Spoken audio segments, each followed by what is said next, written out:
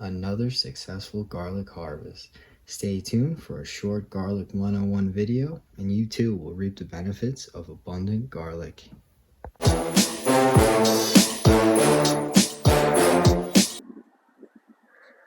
Alright, what's going on, everybody? Beyond Organic Brooklyn here. I decided to do a last minute video for planting garlic. Ran into a couple problems though. You have to plan ahead. So a lot of the sites, birdie, rare seeds, they were all sold out. So I do get food from the Amish, and I ordered a bunch of organic garlic from them. They do have good standards in organic. So, and it's a hard neck, so I know it'll do well because they are in a similar climate than me. And this is a hard neck, as you can see, because you can't bend the clove. And they're good. I know soft necks are usually smaller. They have more flavor. Hard necks, they'll have bigger bulbs. They typically give you a little bit more.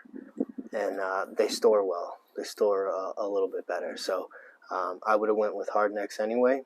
And, you know, the biggest ones you want to use for planting. So let me open this for you so you can see. This is a really nice big clove that you want to put in. When you're opening the clove and you see, you know, like a smaller one, like this, very thin, you know, put that aside and you can cook with it tonight. The bigger the bulb you put in is, you know, the bigger production, the bigger result you're going to get in. And the idea here is to put these over winter, and then they'll start growing green in the spring, and then towards the beginning of summer, June, July, you'll be able to pick them up and they'll be nice and big. Alright, garlic is one of the easiest things to plant. Just break a clove apart. You get the, you know, depending on the type of garlic, how many will be in there. You have the point where the stem will grow up, and then you have the bottom, the flat part, where the roots will come out. So coming in here, move the mulch aside. Make a nice little 3-inch hole there. Put it down and cover it. Boom. And about 4 inches next to it, I'll do another one. Just move the mulch out of the way. Find me a good one.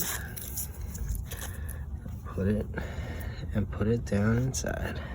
It really is that easy. And when I come to plant cucumbers in the future, I'll plant the cucumbers in front and trellis them up so that the garlic can stay growing behind it. There you have it, folks. That's the end product. That's me cleaning the garlic after 2 to 3 weeks of curing in a dry location. As you can see, I have garlic for days. And that's just using a city backyard and 3 beds planting garlic around the perimeter.